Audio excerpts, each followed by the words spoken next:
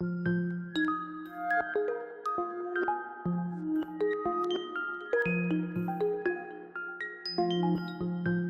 name is Reverend Gola Wolf Richards. Welcome to this episode of the Perspectacles Podcast for global conflict resolution. Relevant to Margaret Mead saying, "Never doubt that a small group of thoughtful, committed citizens can change the world.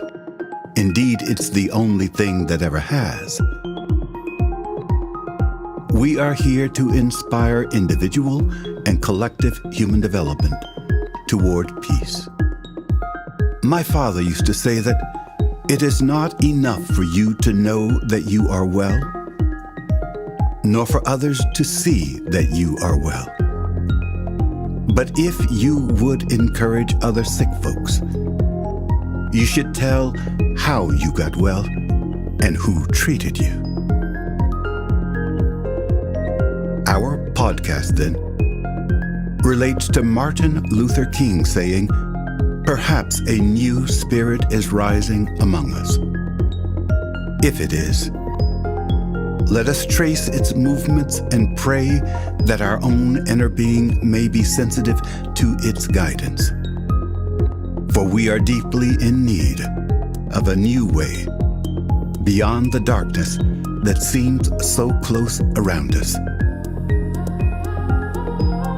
Moreover, our podcast relates to Carl Jung saying, "It is high time we realized that it is pointless to praise the light and preach it if nobody can see it. Therefore, it is much more needful to teach people the art of seeing."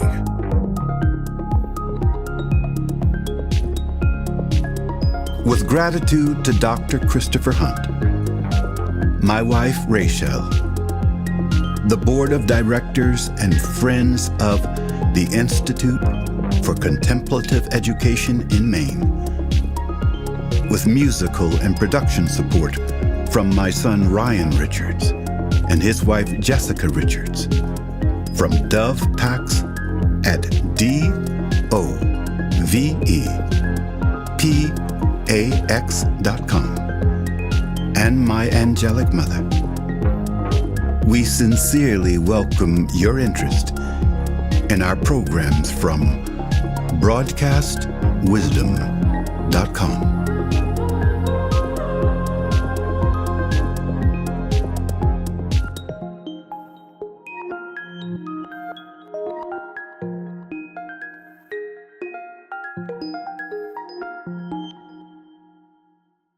Hello, everyone, and welcome to our first episode of the Perspectacles Podcast here at broadcastwisdom.com. My name is Ryan W. Richards, and I'm here with my father, Reverend Gola Wolf Richards. How are you doing today, Dad? I am doing just fine, and so happy to have you here with me. Thank you, son. Likewise. We've been talking about putting together this podcast for some time. I'm pleased that we're finally here talking together about contemplative education. Likewise, I feel exactly the same. And so let's start with the title of the podcast. It's titled Perspectacles, and that's a term that you coined and use in your writing pretty regularly. Can you explain to us what the term symbolizes and why we chose it for this podcast? Absolutely. It comes from a poem that is found in the contemplative book that I wrote, audiobook, called The Way to See Whole, The Way to See Whole. And it's I intended it for it to have somewhat comedic impact, because it's being spoken, right, by a moose, right, who is also a monk, and introducing perspectives whereby if we shift to these particular perspectives, right, we can see, apropos to what wisdom requires, for us to use our individual experiences to have global impacts on the progress of global conflict resolution. So by using the term perspectacles, I wanted to convey the idea that there is something you can do. There's an attitude that you can adopt, a perspective that you can gain. You can put these on, as you were, right, to alter how we ordinarily see. Great. And consistent with our mission to have all of our educational materials for free, the book you mentioned, The Way to See Whole, is available on broadcastwisdom.com for anybody to read. Our mission is based around contemplative education, which I think might be an unfamiliar term for some. Would you talk us through how you see contemplation and specifically related to meditation, where some people often get those terms confused? Absolutely. Thank you. People will be familiar with how we say, I'm going to contemplate this. You need to contemplate that. And specifically, we are meaning think deeply, right? Think broadly, right? Think as well as you can, right? So the idea of being contemplative implies just that we're thinking as deeply, as broadly as we can. It also conveys the idea of summarizing. So if I were to say that I have a contemplative view of the world, it would mean that I have a broad, deep view that is summarized by means of symbols. So contemplative education then involves, in many ways, right, symbolic representations of complex issues that could otherwise not be fully expressed in terms of their relationship to, let's say, for instance, right, an individual to global affairs. I can't do it except I have to embrace the world by means of symbols. So in terms of the most inclusive symbol, a word, rather I should say term, right, for human thinking, to be contemplative would then be a way of saying it really is the essence of what it means to be human, that we are here to think as deeply as we can, or otherwise we will not be as effective as we need to be in resolving the conflicts that are natural for us to experience. Another summary experience in terms of thinking as deeply as we can, right, is to do what seems to be just the opposite, to undercut the thinking. And that's what's implied in meditation, to undercut, not be caught up in ordinary ways whereby we become habituated, right, and thereby controlled by these habits that dominate thinking. Meditation succeeds by undercutting thought, right, produces a calm centeredness despite all of the profusion of ideas that are swirling around. Contemplation produces centeredness by means of summarizing for the sake of being masterful about how all the thoughts we have, right, can be explained. And so central to what you had just said is this idea of conflict resolution. Yes. Many people, when they hear that, might get a commonplace image of three people sitting at a table to have a conflict and one mediating in the middle, this formal setting, let's say. But your approach to conflict resolution is so much more broad than that. Do you want to elaborate? Yes. Thank you for asking that, son, because it's broad and it's also more personal than that. If I were to engage in a conversation with someone, assuming that conflict isn't inherent in my potentials, I make a mistake. So conflict resolution begins by self-observation, learning how to understand how there can be conflict inherent in what I am saying, despite the fact that I may not feel that to be so. So it's commonplace for people to feel, right, that's emotionality, to feel that they are doing right, thinking right, ordinarily speaking.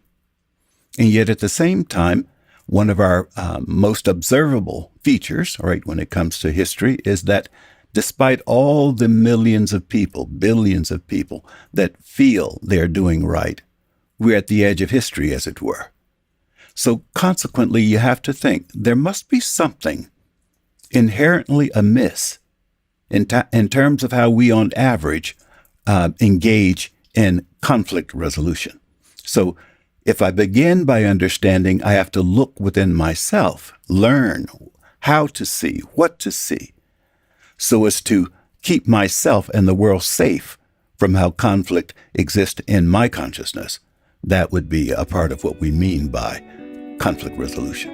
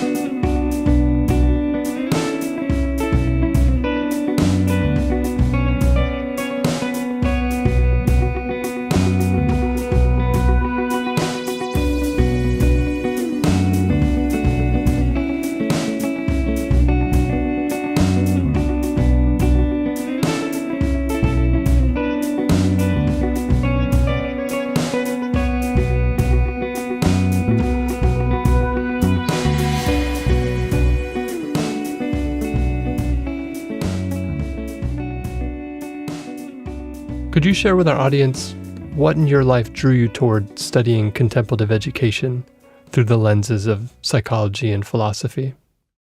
I'm going to say that we are actually naturally born. We can't avoid being born within a context where conflict, right, exists. So the first impetus for many of us will be to resolve conflict of some sort or another. And so therefore, if we see around us, or if it occurs to us that we want to resolve an issue with a friend, right, that would be the beginning for some folks. Let me resolve this appropriately. And you can see children, right, that seem to be naturally inclined toward resolving the conflicts that they would have with siblings or with friends, right, or with a parent for that matter. When that becomes upheld, cultivated by a parent in particular, so that inclination in a child to want to resolve a conflict, and apropos to this maturing idea, in a manner that takes into account the other person's feelings, encouraging that, right, concentrating that in a child's personality becomes absolutely fundamental to us moving toward a civilized, conflict-free world. So I would say in my background, early childhood experiences, there was tremendous conflict in my home. And I had the advantage of having, particularly with my mother, right, the actual psychological discipline, right, that would work against that conflict being out of control. And then in terms of the abstract, I had my father, the premises that he would teach, though he was emotionally out of control, he was nonetheless very aware of the premises that needed to be established if we were going to have control. So my mother could actualize it, that affected me, and my father could describe it, that also affected me. And what was it that brought you toward Chinese philosophy as a central orientation? It's interesting, son, because perhaps it doesn't even work that way in terms of how we are moved or brought to a particular orientation. Let's say that, oh no, I don't want to make this more complicated than I need to, right? I was born in circumstances where my father was a minister and my mother was very religious.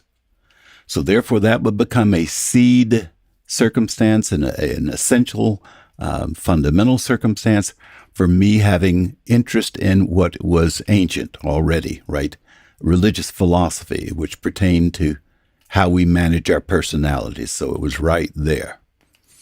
The emphasis, in as much as I had regular, disciplined experiences with church going and association with people who were heavily inclined toward being influenced about in terms of holistic or holy ideas about personality management, began there. And being in a home, too, where there was considerable reading, right? Lots of books. My interest in what could be found, right, through reading and finding reflections and repetitions of those ideas there.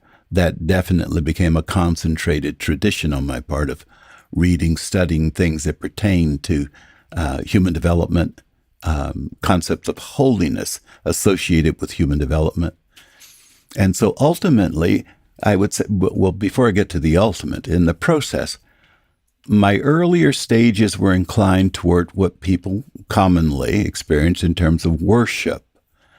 So the idea of the supreme holiness was out there somewhere, and I worshipped it along with, of course, tons of people all around me who were doing the same. I later found, seemed to happen rather naturally in teen years, that I was more interested in how those holy ideas occurred in terms of self-management, how I actually had to be, the peace that I otherwise was praying for. I needed to actualize it. How I had to be the resolutions to conflicts rather than simply wishing for them.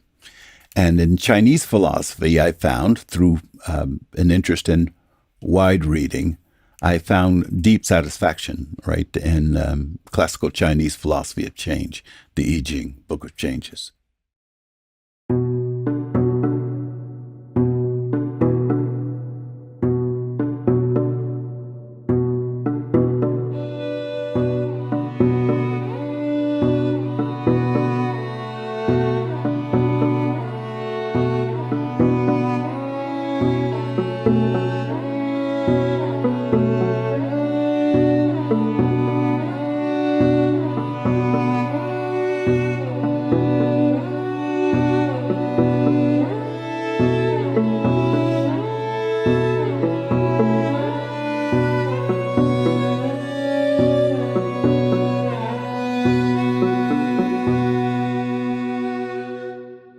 Since this is our inaugural podcast, one of the segments that I'd like to do regularly is something I'm calling interpreting the news.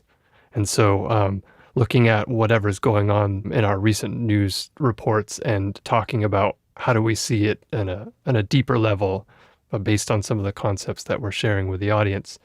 Right now, we're in the build-up to the 2024 election.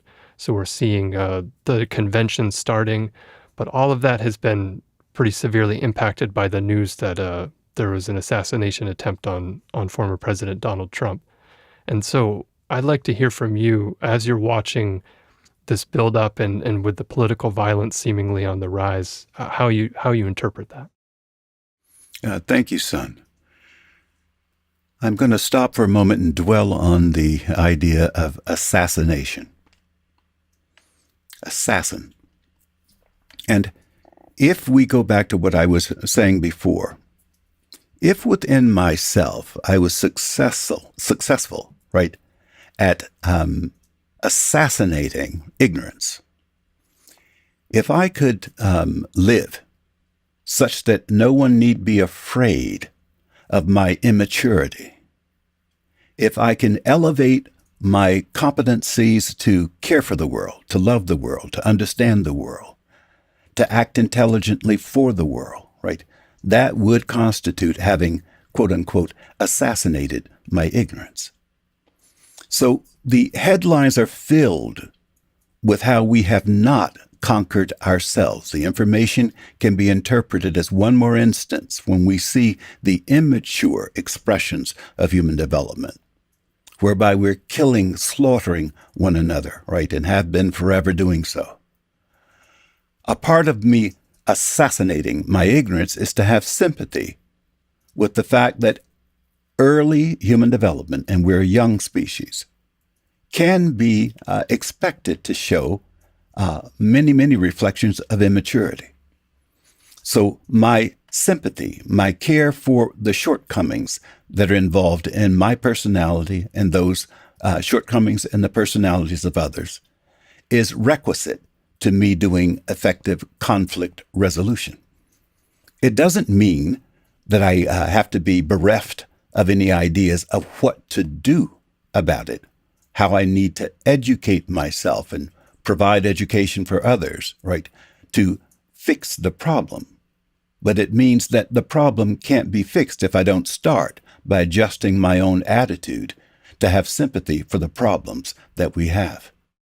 From what you're saying, the emphasis is on your own response within your individual personality to some of the chaos you're seeing outside of yourself.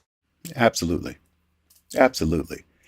Typical would be, and this is one of the things important for us in human development to learn, we have an emphasis on the outside, what he did, what she did, what they did, right? The emphasis is on someone else. Now that has become a custom. We're habituated to having the emphasis be placed on the other, on the outside. That's a natural thing to expect. We could even suggest that given a baby is not responsible, can't be responsible for feeding itself, for changing itself, for making itself warm, right? Naturally, then, the psychology that we all inherit is that of a child, whereby we are expecting that the other, the outside, is more responsible for our frustration than we are ourselves. To break that habit, to some degree, we could say, well, that's at least having reached an adolescent stage. It may not be stable that I have a proper orientation to how to do conflict resolution, but at least I have some glimmers of how it needs to be done. Love thy neighbor as thyself. Do unto others as you would have them to do unto you. Fully mature competencies with regard to conflict resolution would suggest that I need to be steadily in command, that there's an axis in my personality that doesn't wobble, as it were, that my virtues, right, for conflict resolution are stabilized, which in part would come consequent to me not seeing the other as being most important in the face of conflict, but how I respond to conflict as being more important than whatever the instigation may be.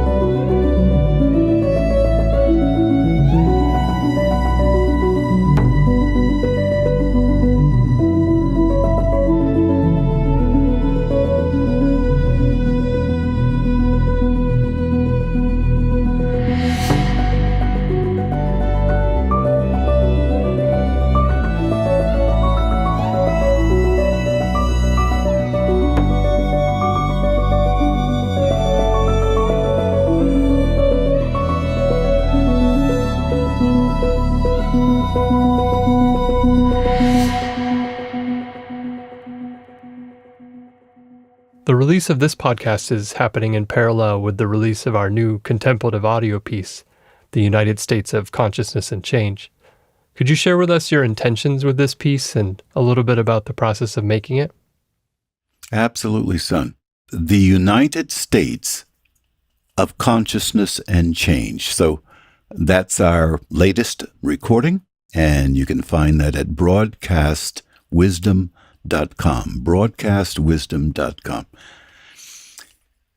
I am 78 years old. Of course, you know that, son, since you're my kid. I end up finding myself reflecting, saying, I've been blessed with great exposure to opportunities to learn, and it would be selfish, it would be foolish not to package that in some way or another to be of benefit to anyone interested.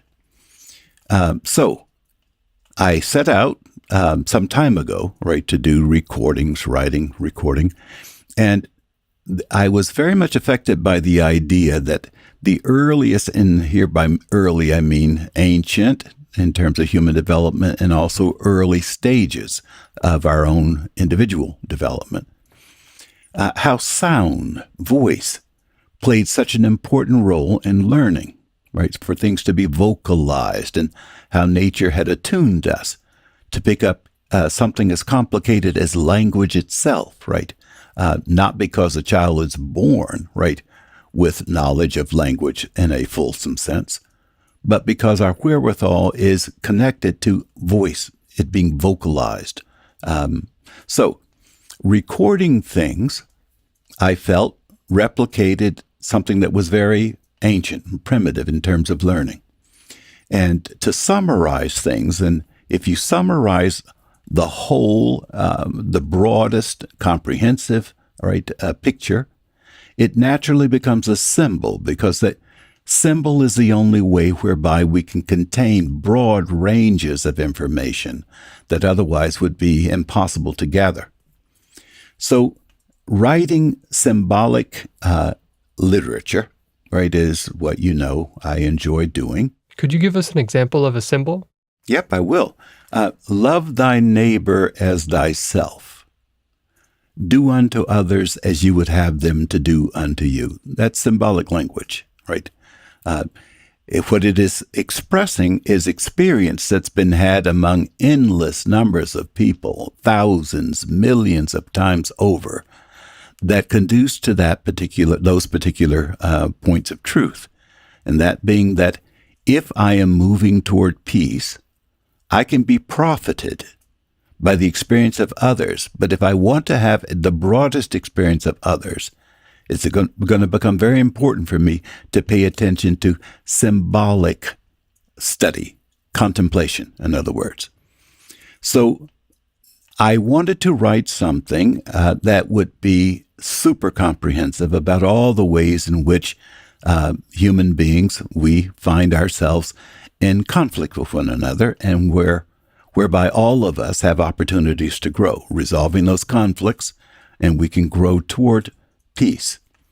So the way to see whole was one book that I wrote, contemplative. The lecture whole was another, and as you know, there are many, that I picked out and worked on to express symbolically conflict resolution. So the United States of consciousness and change, given where we are in history and thinking of our country, the United States, and the blessed role that we have in the history of human development. And I thought, out of this experience, myself, being blessed by my particular experience in America, give that back to the world, Don't cheat them. I'm old, write it down and express it. So that's what came out with the United States of Consciousness and Change. And particularly, I wrote it because we're at such an incredibly tense, difficult, threatening, dangerous time in history.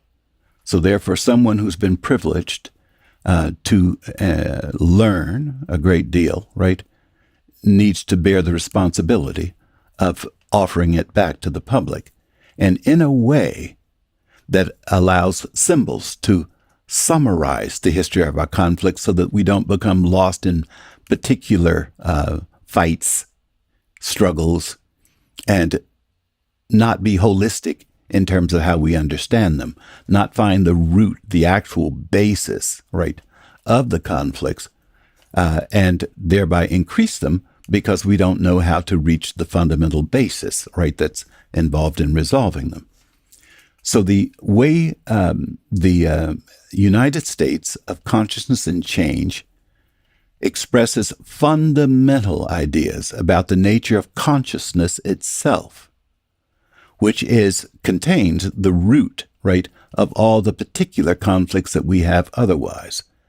And as a universal truth, then, when we go around, walk, we know, for instance, if you're having a problem of any sort, it's only because you're alive. And if you're alive, you're breathing.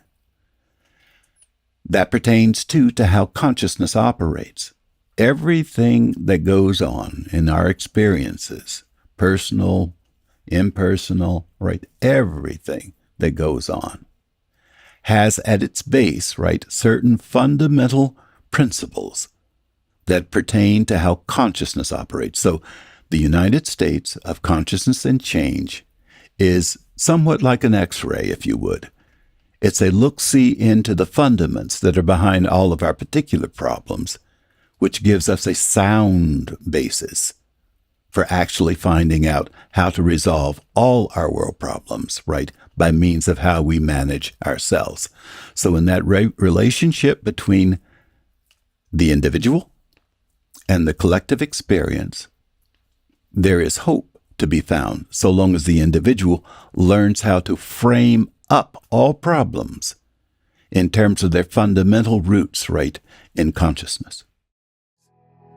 A practical reflection of mature human development is to vote to assume responsibility for electing to protect the world from how all forms of spiritual and material destruction flow from personal and political leadership, mired in how arrested stages of human development are morally inadequate for performing the spiritual difficulties involved in changing ourselves so as to reciprocally lead the world through the love of God being expressed as the love of wisdom, reflecting how sage or wholly holistic self-cultivation is the central, creative, reciprocal way that the nature of the universe acts through human nature so as to evoke, integrate, and sustain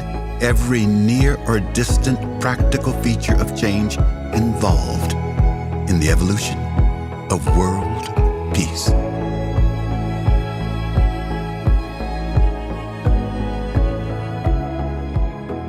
Throughout the work, one theme you keep returning to is the idea of voting to elect peace. Given the upcoming election, can you talk about why you use this symbolic idea? Absolutely, absolutely.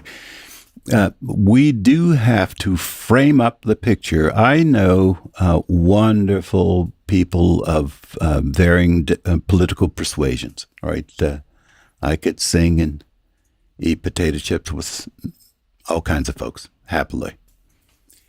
Yet I know that the tendency, right, to become divided, since that's a natural part of life, it has to be resolved. And so we're now at a point where the exacerbation of the divides, right, the increasing the divisions, right, can destroy us. So I know among all these people who are otherwise can be friendly, warm, loving, right, and have many people to testify to how friendly, warm, and loving they are, we can nonetheless become susceptible to ideas, attitudes, orientations that become highly divisive. So at this time in our election, we are facing, and this would be my idea in summary, not simply me, but other people, historians, we are as a species very young. And now at this particular time, the consequences of our behaviors globally are saying, it is time to grow up. There was a young lady who once told me that she was being bothered by a guy bothering her, and she turned to him and said, "Evolve, damn it."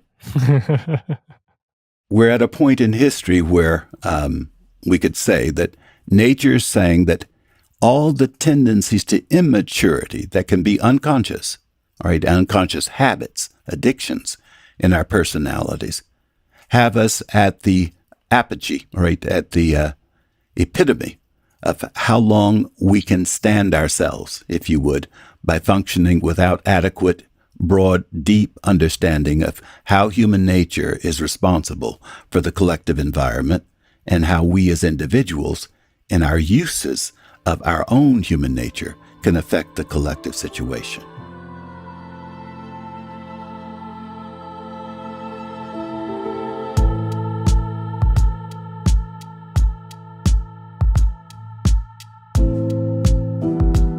The sixth of 12 stanzas in this Sermon for Peace in the United States of Consciousness and Change says, "Once upon a time nowadays, from the perspective of better days to come.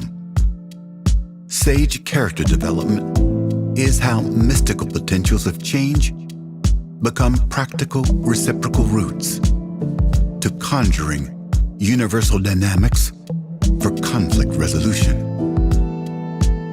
such as when moral clarity sympathizes with the psychology of how chronic worldwide misperceptions are based on historic deficits, reflecting how the meaning of human Many people, when they hear the term addiction, will picture some kind of chemical, like cigarettes, drugs, or alcohol.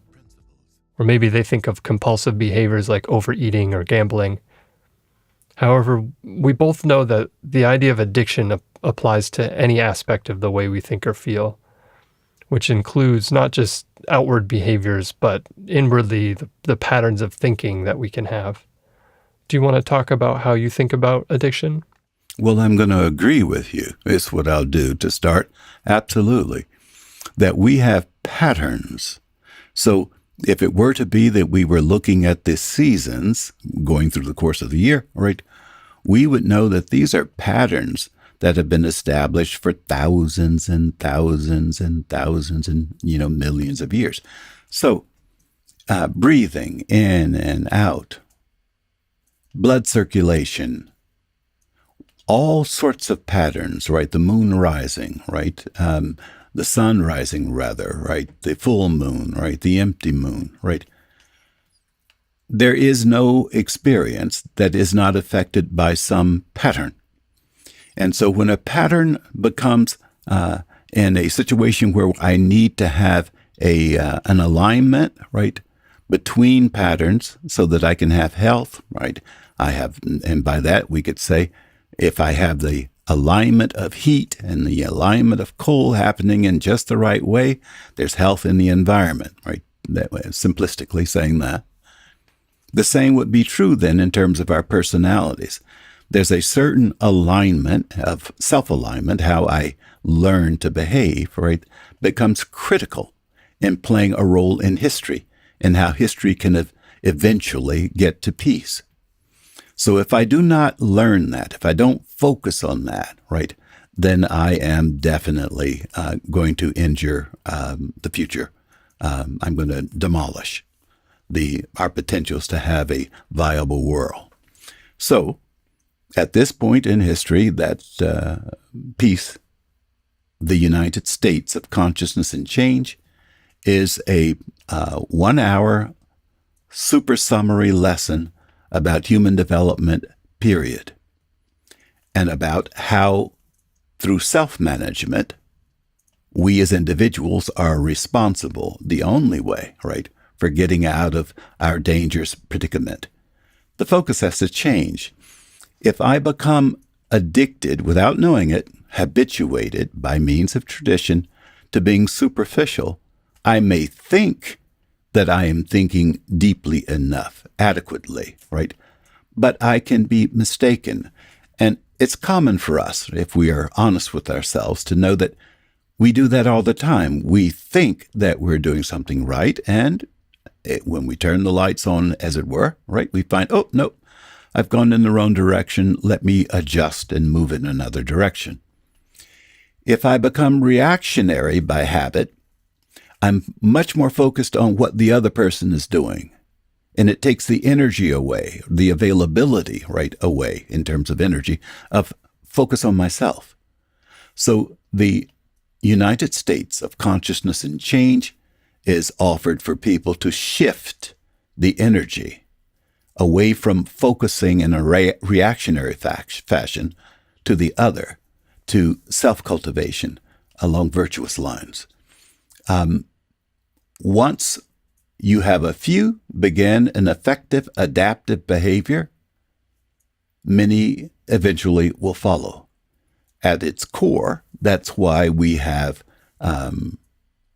masterful personalities in religion being worshipped. Now we have to shift from simply worshiping to actualizing. That's much harder to do because that does mean then much more self-observation for unconscious tendencies. and habits that keep us from identifying with the other. What you're describing with the focus on inward development seems to be in contrast to what I hear from a lot of people, where they'll express a sense of powerlessness and frustration as they watch what's going on in the world, feeling that they can't do enough outwardly to make a difference. But it sounds like you're saying the inward development is affecting the state of the world at large. Is that not right? That's absolutely correct. And it's a false assumption to assume that world peace is a collective issue. No, it's not. It's an individual issue among many people, certainly, but it's an individual issue. So if we say, I want war to stop, right, then stop it within yourself.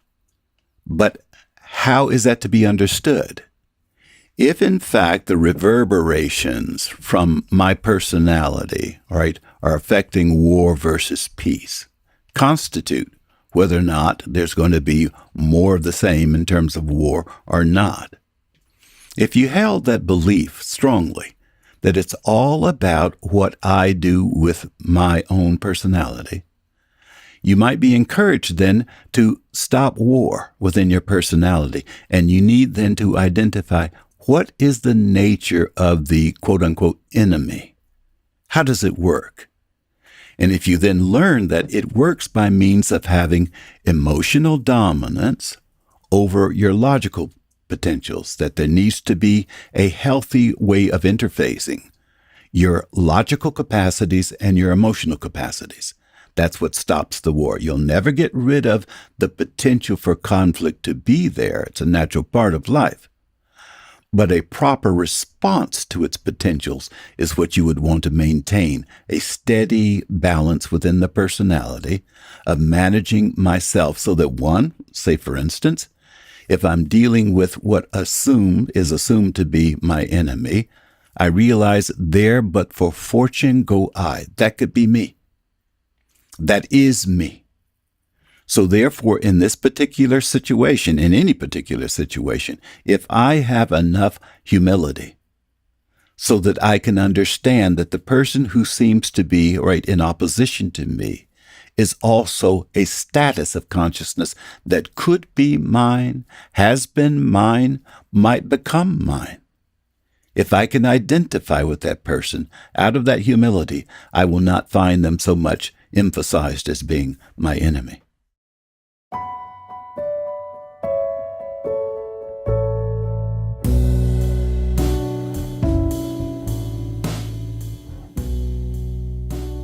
Okay, Dad, we've reached the end of the show. You said you had a poem that you wanted to read us? All right, honey, I'm going to read it, and it's from a book entitled Verses I Like. Verses I Like. And it's a compilation that was put together in the 1930s.